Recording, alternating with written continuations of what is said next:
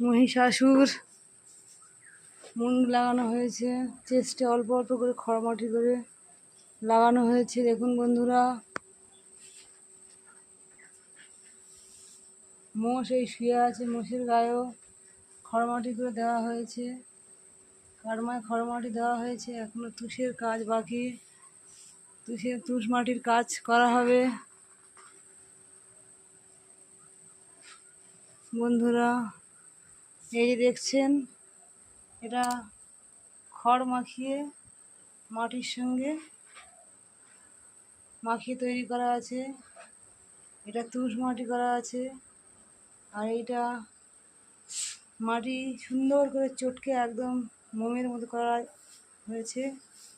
মায়ের গায়ে লাগানোর জন্য করা হয়েছিল, লাগানো হয়ে গেছে। দেখুন বন্ধুরা।